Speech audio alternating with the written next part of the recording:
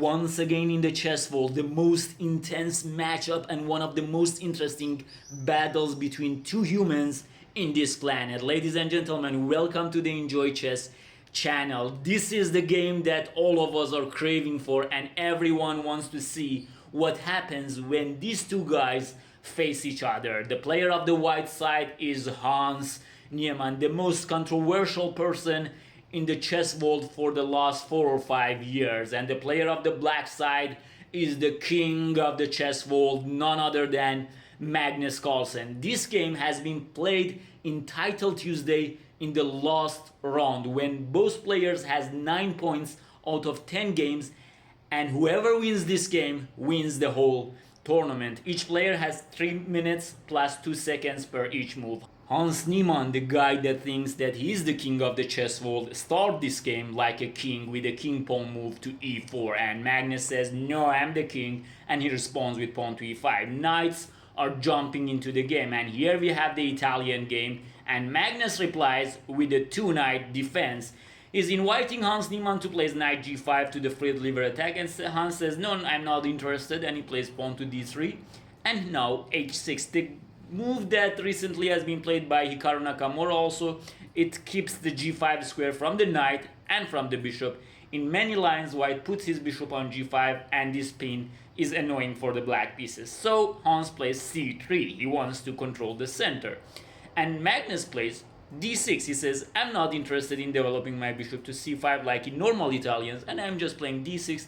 Probably I will put my bishop on e7, but in some lines I might even consider g6, g5 or bishop to g7 in the later stage. But Hans says, okay, I'm playing a4, I'm reserving the a2 square for my bishop, and I'm gonna develop on the queen side and to gain more space there. Bishop to e7, normal development, and a5. Hans keeps pushing, he just wants to gain more territory on the queen side. Magnus says, okay, I'm just going to castle, what are you doing? a6! This guy is just playing with his pawn, he doesn't care about development. I mean, don't try this at home. But it resembles a game of Garry Kasparov. He played a similar game in this variation, and he played like this. And here Carlsen says b6, okay, let's see if this pawn is a weakness or a strength to the white position. Castle and bishop b6, he says, give me your bishop, I want to trade your bishop, this bishop is an active piece and I want to exchange it. Bishop takes e6, f takes e6. Now black has double pawns, but these are central double pawns which can control all of the squares, so they are strong.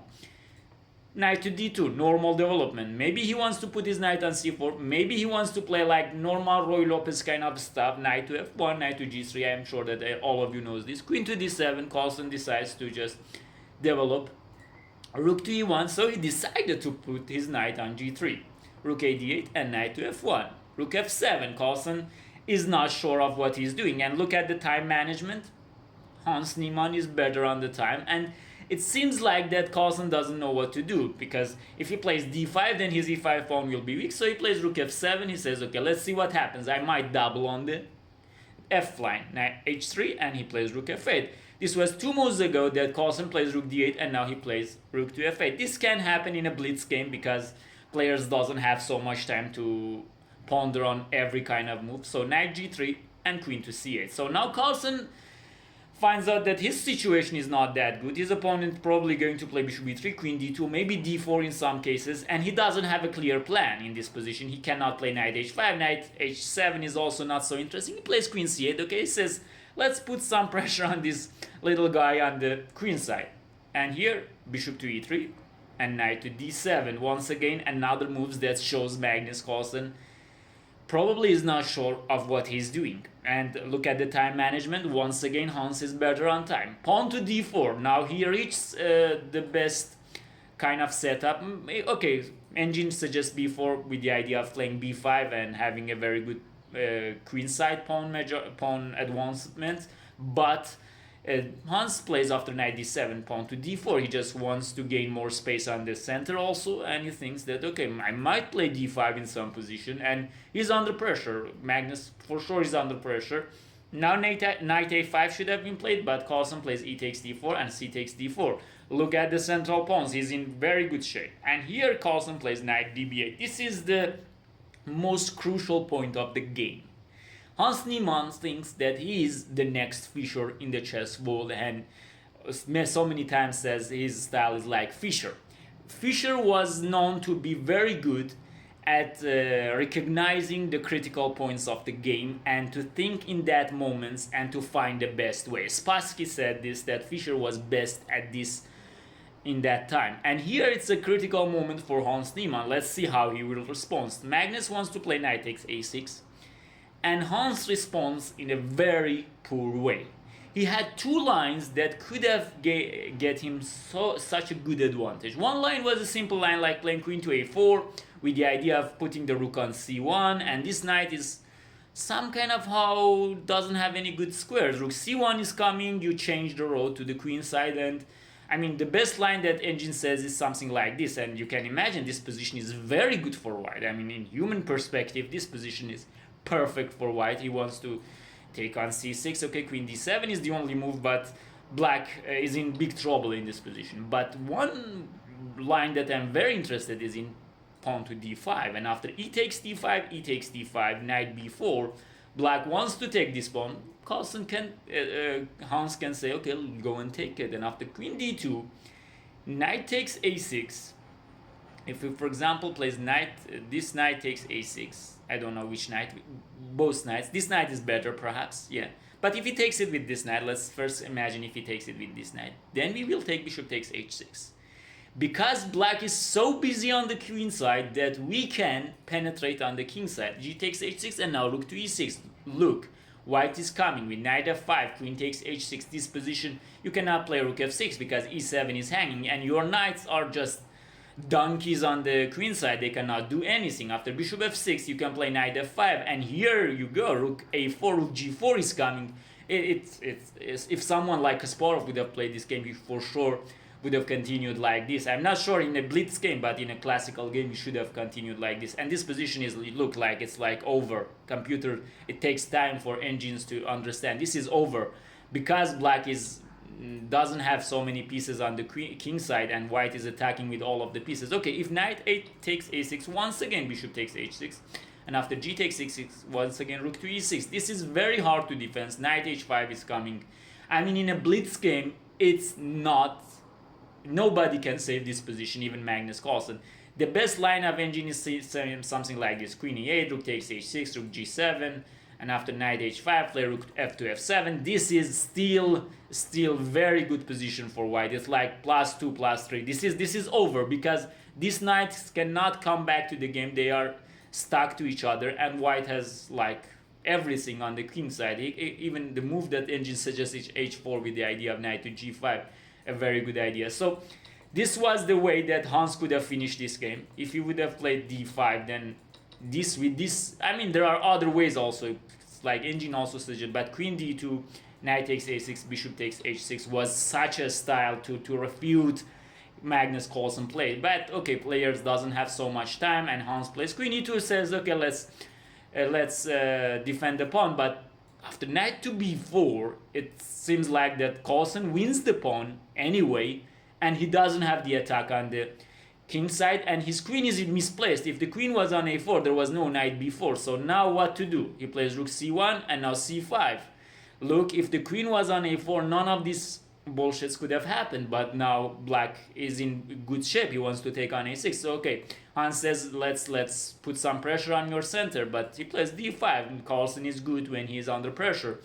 Probably b3, probably rook a4, but from now on the game is just rolling for the black pieces. He took on c5, takes knight d4. He thinks that okay, I might be able to play some knight b5, I might have some chances, but after queen d7 he realizes that his position is very bad, and I mean knight b5 is not a move because d4 is coming, and after that rook takes f2 is coming. So Hans just plays knight c2, but once again d4, this bishop has to, and look how these pawns are coming. This was all because, I mean, d takes c5 was a big blunder, I guess, in this position. b3 was to still have this center, but d takes c5 was such a big mistake, positional mistake. And now, after all of these moves, Carlsen is just in perfect shape, and he just takes on f2. The game is finished, basically. You should move your bishop at one point, and then rook takes f2. This is this, and if you take, There is rook takes f2, king takes f2, bishop h4. This is an eternal pin, and queen f7 is coming. This knight is coming to the game, so this is not good stuffs for white. So he plays queen to g4, king h8. Okay, he could have just simply bring the knight to c6 to take on e5, but king h8, knight h5, and here bishop d8, just protecting this g7 square to prevent any kind of nonsense. And after b4, knight c6 takes, knight takes e5. This knight is coming back to the game. Look how Carlsen bring the knight back to the game. Queen takes d4, and now bishop c7. And look the harmony that now Magnus Carlsen have. His knights are perfect. Only his queen is not in the attack. And look at the white pieces. They are not in coordination with each other. So queen e4, queen f7. We said the queen is not involved. Now Carlsen is involving the queen.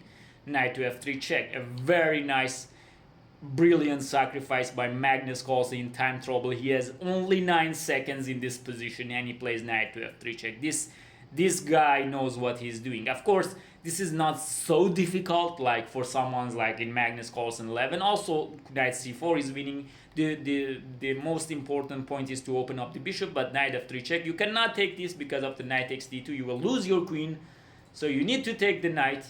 And now just simply rook takes f3.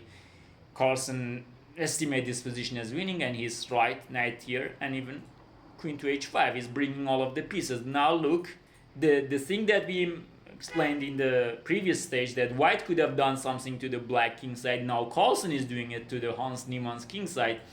After queen g4, of course we are not going to trade. We are not fool. We are just going to penetrate into position. Knight to f4 preventing it. Okay, thank you very much. I will take it. But queen takes here, knight e2.